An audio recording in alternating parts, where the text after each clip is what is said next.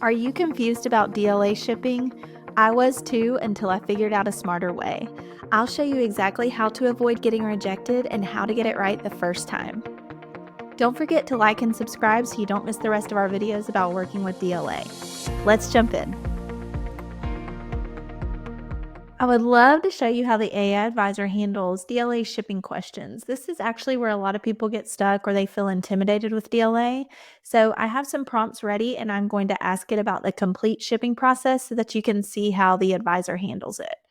First, I also wanted to show you that you can actually save your conversations within the advisor. So as long as you're logged in here, right here, you can see that I'm logged in. You can come here to this little clock and start a new conversation, and then we can start fresh. And then you can actually see that it remembers what I was asking earlier in the day too, which is kind of cool. So if you're logged in, it can remember about your companies that you don't have to start all over. All right, so for prompt 1, I'm just going to ask it about shipping to DLA. So I just asked, I need to ship medical supplies to DLA. Can you walk me through the complete shipping process from start to finish, including all compliance requirements? And the AI is actually trained to answer with DLA compliance requirements. So we can train it very detailed, specifically towards DLA. All right, so here you can see that it's citing the MIL standards here. It says barrier bags need to be certain standards. Everything's telling you to make sure that you're compliant with DLA. So this is exactly the kind of specification detail that usually is so hard for people to figure out, and everything is right here for you. Notice that it's also mentioning to use the VSM, so that's really important because that's how DLA helps you to generate your shipping documents. And in my opinion, that's one good thing, one easier thing that DLA does. We like that they have the VSM. So you can see here that it's walking you through the entire process all the way through post-shipment. All right, so I've made some sample contract data that I just kind of made up that we can use for demo purposes. So I'm going to upload my contract data here, and then I'm going to ask a shipping question related to my contract that you can see. So I just asked, based on this contract, what specific packaging requirements do I need to follow? Create a detailed checklist. So this does a really good job at creating checklists for compliance. So let's see what it says.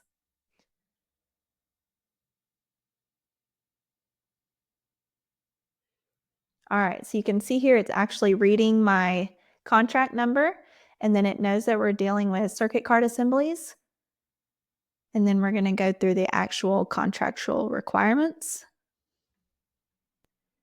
So the checklist format, I really like how it does this. So you can actually copy and paste this, print it out, give it to your team.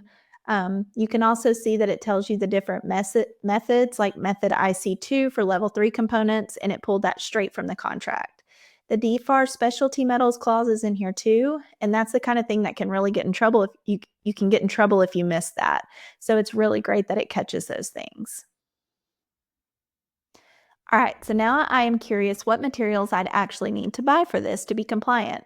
So I'm going to put this prompt in here and ask what exact materials and tools do I need? And then you can see that it's going to come back very thoroughly with exactly what I'll need. So it's talking about my different barrier bags. It's talking about the DLA specifications, the purpose, the details, everything that I'll need will be here, even down to the pallets. And then additional supplies, and then a compliance checklist. I'm going to actually ask,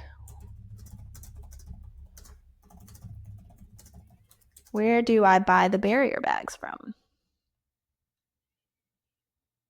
So you can really dig down as far as you want to go on this.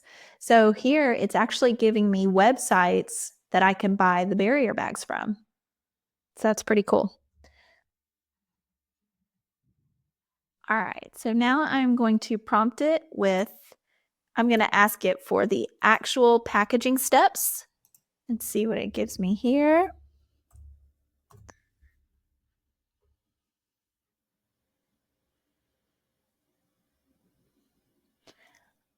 All right. So you can see that it's going to give me step by step. And I love that it keeps pulling in my contract number too. So I can tell that it's been reading through what my contract actually says.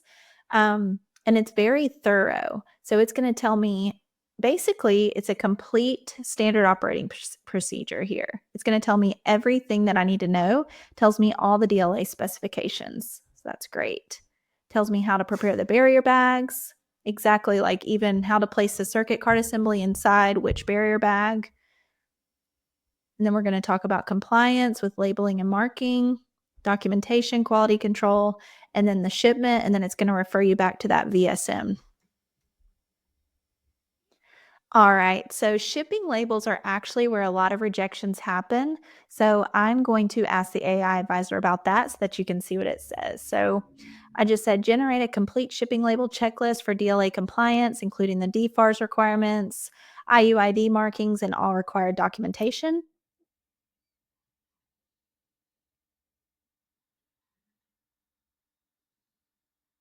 And then you can see that it gets very specific and it's going to cover everything that I need to know.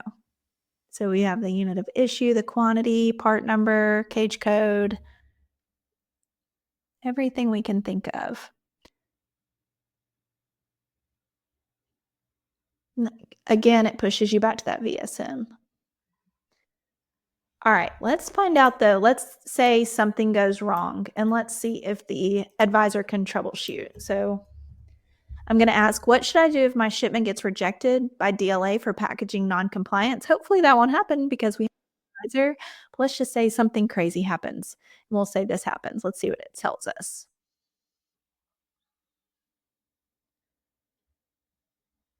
So you'll see that the advisor is going to give you a very practical guide. So it's not just fix it and try again. It's actually going to give you a systematic approach. It's going to help you understand why you got rejected, fix the issue, and then prevent it from ever happening again.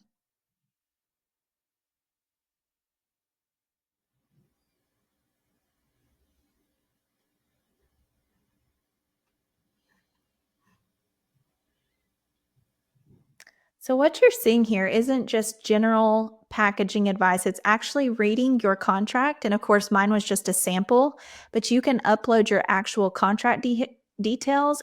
If there's anything that you would not like to share, you could actually just type in whichever contract details you wanted to share, and it can pull those in every time.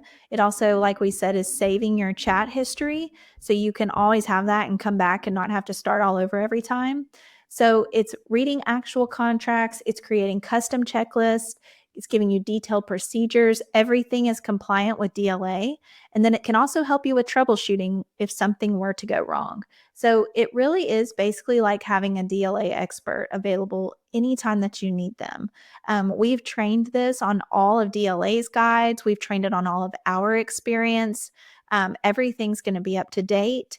So it's really a very powerful tool when you're doing DLA work. And like I said, we have used this with the SBA and with the EDA, and it has really fast tracked our client success. We have people that are just getting started. They started about 3 months ago. They're already winning over six figures with this. So it has really helped them understand what to do and figure out how to win with DLA.